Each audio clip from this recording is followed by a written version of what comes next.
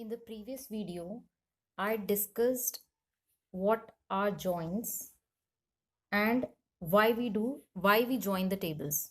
And we discussed Cartesian product also. Cartesian product का जो output आया था वो हमारी tables के according 25 rows and 6 columns आए थे.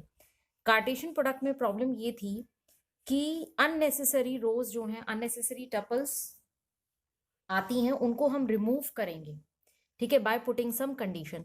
तो नेचुरल जॉइन में हम क्या करते हैं? नेचुरल जॉइन में ये होता है कि दो टेबल्स के जो भी कॉमन एट्रीब्यूट्स हैं उनको इक्वल करेंगे, ठीक है. जॉइनिंग इसी तरीके से होती है कि जो ये दो हमारी टेबल्स हैं, that is EMP and project. EMP and project का जो कॉमन एट्रीब्यूट है ईआईडी, इसके इक्वल करके हम अननेसेसरी रोज को रिमूव करेंगे. That is 1 is equals to 1, 2 equals to 2 and so on. तो कॉमन एट्रीब्यूट को हम इक्वल करेंगे नेचुरल जॉइन में, और इस कंडीशन की से जो अननेसेसरी रोज हैं वो रिमूव हो जाएंगी.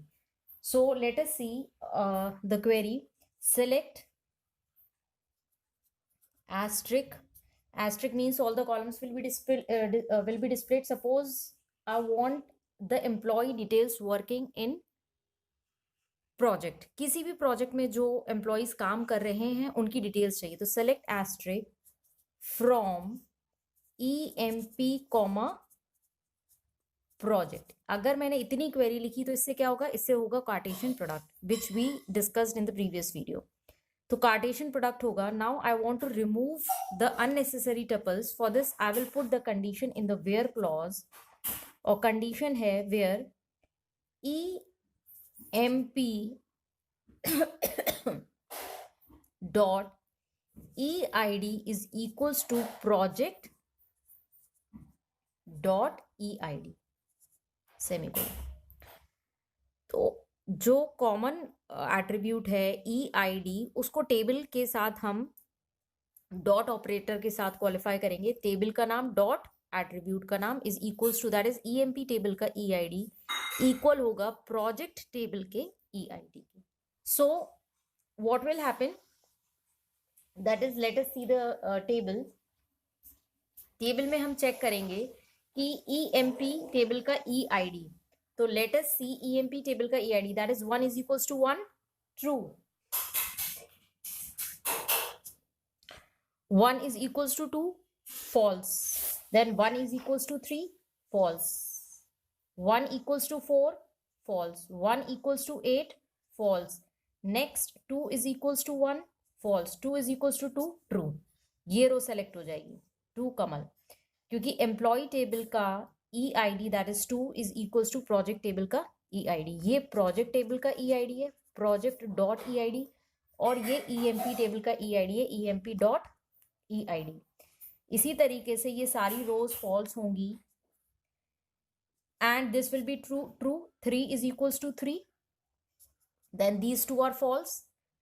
फिर ये टेबल हमारी कंप्लीट नहीं है, ये आगे कंटिन्यू हुई है. Then 4 equals to 1, false false false, true. 4 is equals to 4, true. 4 equals to 8, false false. इसमें सारे फॉल्स हो गए क्योंकि 5 इज इक्वल्स टू 5. 5 जो है इस प्रोजेक्ट टेबल में एग्जिस्ट नहीं करता. तो how many rows are selected? 1, 2, 3 and 4. तो 4 रोज हमारी सेलेक्ट हो गई, और इस कंडीशन से जो बाकी सारे अननेसेसरी टपल्स थे वो रिमूव हो गए. इसी सेम क्वेरी को मैं इस तरीके से लिख सकती हूं. Select asterisk from EMP natural join project. ये दोनों क्वेरी सेम है. जैसे ही कंपाइलर नेचुरल जॉइन पढ़ेगा ऑटोमेटिकली ये कंडीशन वो सब्स्टिट्यूट कर देगा. दैट इज नेचुरल जॉइन में जो भी कॉमन एट्रीब्यूट है वो दोनों इक्वल हो जाते हैं. This is known as natural join. So what will be the output? The output will be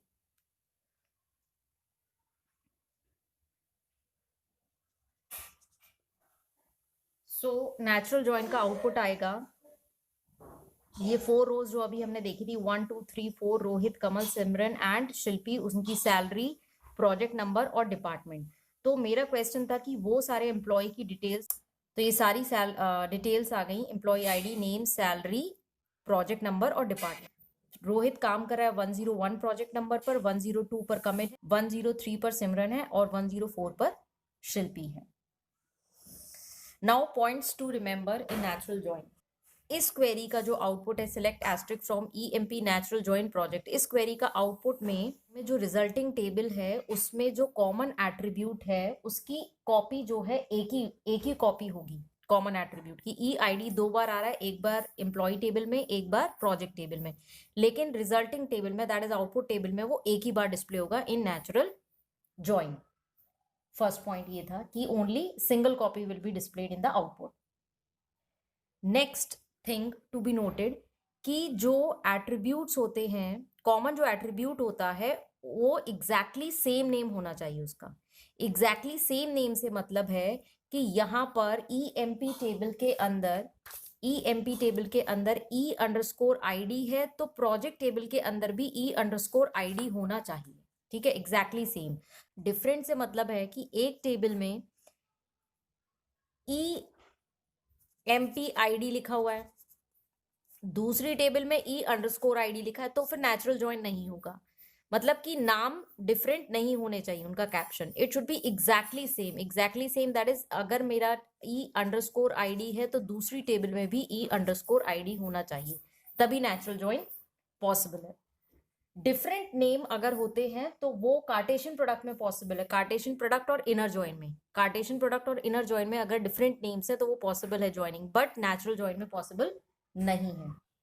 natural join में जो नेक्स्ट पॉइंट है नोट करने के लिए वो ये है कि नेचुरल ज्वाइन जो है वो दोनों टेबल्स में जितने भी कॉमन कॉलम्स हैं, जितने भी कॉमन एट्रीब्यूट्स हैं, सब पर ज्वाइनिंग होती है। तो to understand this concept let me take an example. मैंने दो टेबल्स ली हैं T1 एंड T2। T1 में 3 एट्रीब्यूट्स हैं X, Y, Z और उनकी ये वैल्यूज हैं। T2 में भी 3 एट्रीब्यूट्स हैं X, Z, W और ये वैल्यूज हैं। Now if I want to join these two tables T1 and T2 using the natural join, तो फर्स्ट ऑफ ऑल इसमें कितने कॉमन एट्रीब्यूट्स हैं? X, Y, Z, X, Z, W means 2 attributes हैं X and Z। अब ये मैंने different tables इसलिए ली हैं क्योंकि जो अभी मैंने टेबल ली थी पहले उसमें एक ही एट्रीब्यूट कॉमन था, दैट इज EID और EID। और मैं ये कह रही हूँ कि सारे कॉलम्स पर जो भी कॉमन होते हैं उन पर ज्वाइनिंग होती है। तो यहाँ पर एक ही कॉलम है इसलिए मैं दूसरी टेबल ले रही हूँ एग्जाम्पल के लिए जिसमें 2 एट्रीब्यूट्स कॉमन है X एंड Z। तो if I write the query for the natural join की select asterisk from T1 natural join T2, so what will happen, what will be the output? T1 और T2 पर natural join करा है तो दोनों common attributes की values लेगा, that is X, Z की वैल्यू क्या है 1n। तो चेक करेगा इस रो को जो सबसे पहले तो कार्टेशियन प्रोडक्ट करेगा, दैट इज इसकी एक रो तीनों से कंबाइन होगी, फिर दूसरी रो तीनों से कंबाइन होगी, तीसरी रो तीनों से कंबाइन होगी। कार्टेशियन प्रोडक्ट पर मैं ऑलरेडी वीडियो बना चुकी हूँ, you can watch it there. तो कार्टेशियन प्रोडक्ट में टोटल कितनी रोज होंगी? 1 2 3 एंड 1 2 3, 3 3 9, टोटल 9 रोज होंगी और कॉलम्स होंगे 6। तो कार्टेशियन प्रोडक्ट के बाद अब जब नेचुरल ज्वाइन होगी दोनों के कॉमन कॉलम्स को इक्वल करेंगे, हम इक्वलेंट रखेंगे, दैट इज बाय डिफॉल्ट वो कंडीशन इसमें सब्स्टिट्यूट हो जाएगी कि T1.x is equals to T2.x and T1.z is equals to T2.z। So 1n और 1n मैच हो गया। X, Z की वैल्यू हम चेक कर रहे हैं, 1n is equals to 1 and true.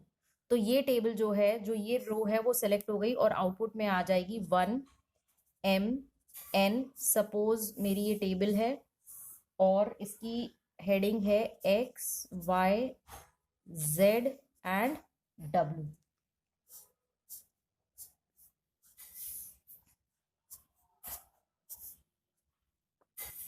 तो 1n मैच हो गया। तो output this row is selected 1mn and W की वैल्यू है X, तो X आ गया। 1n को इससे चेक करा, ट्रू हो गई, it is displayed. Next check करेगा 1n फॉल्स, 1n फॉल्स। अब दूसरी रो लेगा, दूसरी रो की दोनों वैल्यूज लेगा, that is 2 and p। First row से चेक करेगा, is it 2p false, 2p false, 2p false. अब थर्ड रो लेगा, थर्ड रो की दोनों वैल्यू लेगा, 3 and r, is it 3r false, 3r false, 4 that is 3r false. एक value पर नहीं जाएगा, दैट इज कि z का r मैच हो रहा है, तो वो सेलेक्ट नहीं होगी। दोनों वैल्यू सेम होनी चाहिए, इधर 3 होना चाहिए, इधर r होना चाहिए, then only it will be selected, it will be displayed in the output table. तो कहने का मेरा ये मतलब था कि जो कॉमन कॉलम्स होते हैं that is x and z, इन दोनों के कॉम्बिनेशन को मिलाकर जो भी रोज इस कंडीशन को सेटिस्फाई करेंगी वो आउटपुट टेबल में आएंगी। हमने जो प्रीवियस क्वेरी लिखी थी उसमें एक एट्रीब्यूट कॉमन था, एम्प्लॉय आईडी, तो वो एक एट्रीब्यूट पर ज्वाइनिंग हुई और आउटपुट आ गया। यहां पर दो एट्रीब्यूट्स पर ज्वाइनिंग हुई है और आउटपुट आ गया। तो इट मीन्स कि हम सेलेक्ट नहीं कर सकते हैं कि अगर दो कॉलम कॉमन है तो दोनों कॉलम पर ही ज्वाइनिंग होगी, एक पर नहीं हो सकती। हम इसमें सेलेक्ट नहीं कर सकते नेचुरल ज्वाइन में।